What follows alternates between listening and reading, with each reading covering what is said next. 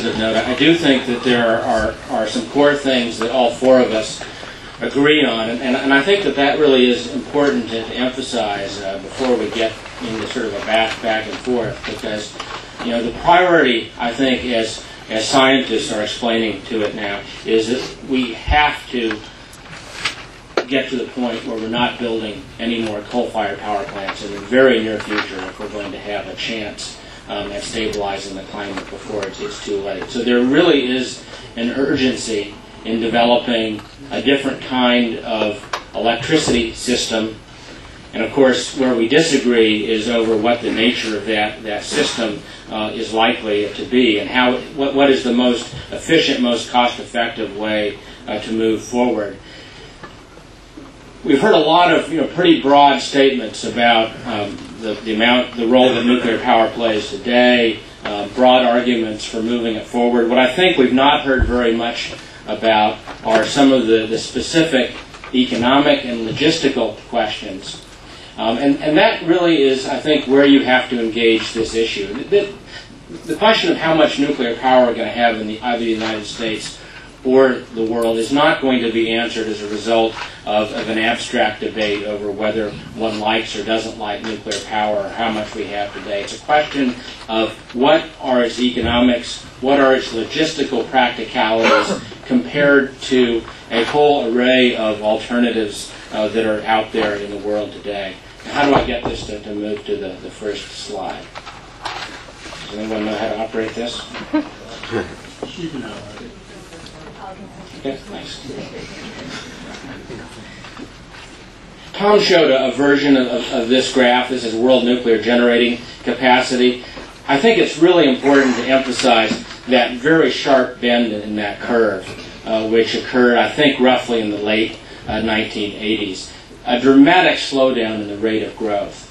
So it's true, we have over 400 nuclear plants providing about 15% of the world's electricity. But the vast majority of those were completed before 1990. And in fact, what we have is an aging nuclear industry in terms of the installed generating capacity. But I think more critical than that in terms of looking forward, we have very little in place in terms of a capacity to build new nuclear plants, because of the fact that, of course, companies have been smart over the years, seeing that there have not been new orders in so many parts of the world, including in the United States now for 3 decades. They've simply moved on. They moved on to invest in other technologies. More critically still, if you go to the top engineering programs at universities in this country and other parts of the world, you find that nuclear engineering is really a pale shadow of what it used to be. In fact, there are a number of major universities that have actually shut down those programs. So it's one thing to describe, the rather significant role that nuclear power plays in the electricity systems of some countries today. France is obviously a popular example to point to. But that really is looking at the electricity system in the rear view mirror, because those plants were, for the most part, built a long time ago. And there is very little in the pipeline right now. If we could go to the next slide. This is actually where the really rapid growth curve is underway. This is decommissioned nuclear capacity. You can see that's still a pretty steady growth curve. Now over 35 gigawatts compared to the 370 gigawatts that are in operation. There is a steady pace of shutdown of new plants.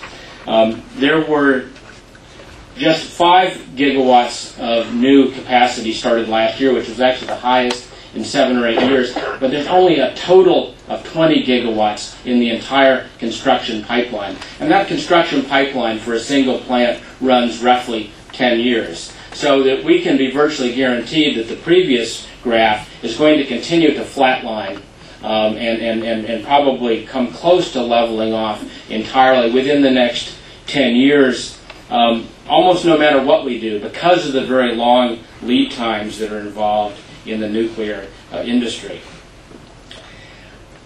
It's also, I think, important to emphasize the geographic distribution. If we can go to the next slide, please.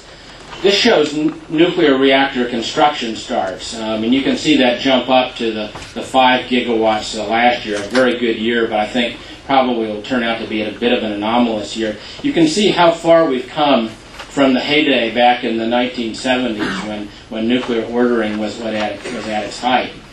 But the other thing I think is very interesting to note, you see quite a bit of hype in some of the industry literature about everything that's supposedly going on in Europe.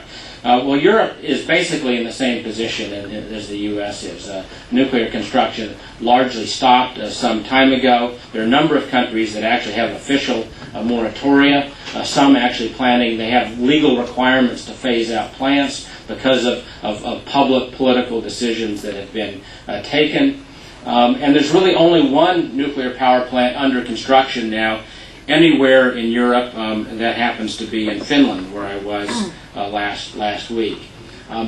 This is clearly, one, not a healthy industry, and two, you just cannot go from virtually a standing start to driving this industry at 60 miles per hour overnight. That's not possible.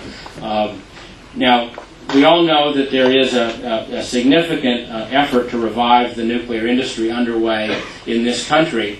And there are a number of electric utilities that are working on plans to build nuclear power plants. But those efforts are plagued with a whole range of problems. And if you listen, as I did recently, to a CEO of one of the largest nuclear utilities in this country, they are not at all confident that they are actually going to build large numbers of plants. There will be at least a handful as a result of some very strong federal incentives, including some limited loan guarantees that are now available that were passed by the Congress in 2005. But the CEOs of those companies are basically raising the alarm bells because they do not expect that they are going to build a significant number of plants under current conditions. They basically want additional federal subsidies, additional protections from the marketplace. And so I think Tom was really right on when he said that those are the sets of issues it really comes down to. I disagree with the notion that the main thing standing in the way of a revival of the nuclear industry is the environmental movement or certainly national environmental groups. I just think that is a almost complete misreading of the actual dynamics of what's going on. In fact, the anti-nuclear movement has largely disappeared along with the nuclear industry. I mean, there has not been a lot to protest over the last 20 years. The nuclear movement, the anti-nuclear movement certainly might get going again if we do see large numbers of orders, but that is simply not the thing that the electric utilities are facing. What are they facing? In many cases, they're facing local opposition, just local citizens coming out of the woodwork. Everything from low income to high income folks that simply don't like the idea of living next to a nuclear reactor, not taking orders from any national environmental groups. But the biggest problem these companies are facing is from the banks and from Wall Street. And I encourage any of you that have any doubt about that to do a very brief search on the web to figure out what is really going on as far as the way the financial community is reacting to the plans of some electric utilities to build nuclear power plants. The substantial economic risk is a real one. That is why the nuclear industry's priority right now is to have unlimited loan guarantees, and basically that is the only way that financing is going to be made available. And of course, Congress is likely to show some reluctance to give a completely open-ended blank check to an industry that had such a terrible economic record in its previous heyday back in the 1970s and 80s.